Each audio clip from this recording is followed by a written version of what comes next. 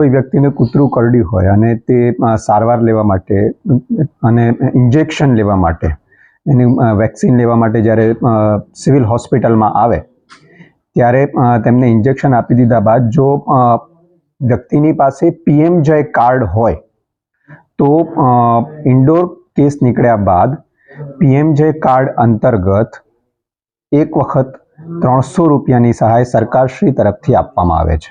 આ સહાય વ્યક્તિના બેંક અકાઉન્ટમાં જમા કરાવવામાં આવે છે। એટલે જો કોઈ પણ વ્યક્તિને કૂતરું કરડ્યું હોય અને તે કૂતરાની રસી હડકવાની રસીનું ઇન્જેક્શન લેવા માટે આવે ત્યારે પોતાની પાસે પીએમજય કાર્ડ લેતા આવે તો સરકારશ્રી દ્વારા તેઓને મુસાફરી ભથ્થા પેટે એક વખતના સહાય રૂપે 300 રૂપિયા એમના બેંક અકાઉન્ટમાં જમા કરાવવામાં આવે છે અને આ સહાયની યોજના સિવિલ હોસ્પિટલ જુનાગઢ ખાતે પણ કાર્યરત છે। આ યોજનામાં ડોક્યુમેન્ટ શું હોવું જોઈએ? વ્યક્તિને પોતાની પાસે પીએમજય કાર્ડ હોવું ફરજિયાત છે, કારણ કે આ પીએમજય કાર્ડ અંતર્ગત જ સહાયની રકમ આપી શકાય છે। આથી જો પીએમજય કાર્ડ વ્યક્તિ પાસે હોય તો 300 રૂપિયાની સહાય એમના બેંક અકાઉન્ટમાં મળી શકે છે। આ યોજના ગામડામાં જે આપણા સેન્ટર છે ત્યાંથી મળી શકે?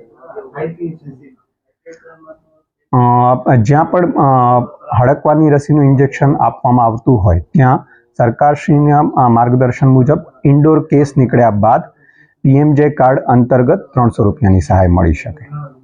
આ યોજનાનું તમે જાહેરાત કઈ રીતે કરો છો, લોકો સુધી કેવી રીતે પહોંચે? સિવિલ હોસ્પિટલ જુનાગઢ ખાતે એન્ટી રેબીઝ વેક્સિન ક્લિનિક એટલે કે હડકવાની રસી જ્યાં આપવામાં આવે છે તેની બાજુમાં જ એક ડેસ્કમાં સહાય કર્મચારી રાખવામાં આવેલ છે, જે પીએમજય કાર્ડ ધરાવતા તમામ દર્દીઓને તે અંગે પૂરેપૂરું માર્ગદર્શન આપી સહાયતા કરી અને સહાય મેળવવામાં મદદ કરે છે।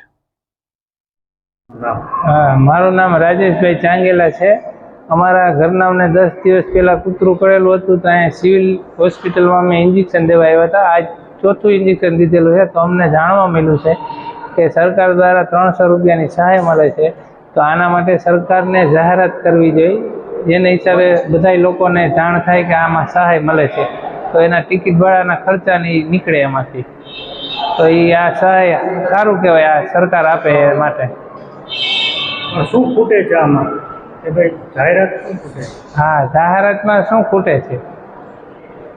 જુનાગઢની અંદર ઘણા સમયથી એમ કે કૂતરાનો એટલો બધો ત્રાસ છે અને સાંજના 10 વાગ્યા પછી આમ જનતા કે કોઈ નીકળી શકે એવી પરિસ્થિતિ નથી।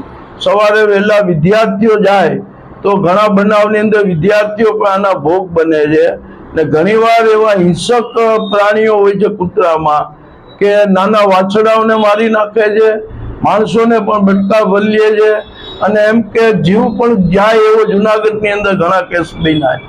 ઘણા લોકોએ આ બાબત વિશે વિરોધ ઉઠાવ્યો છે, છતાં નક્કર પગલાં લીધા નથી।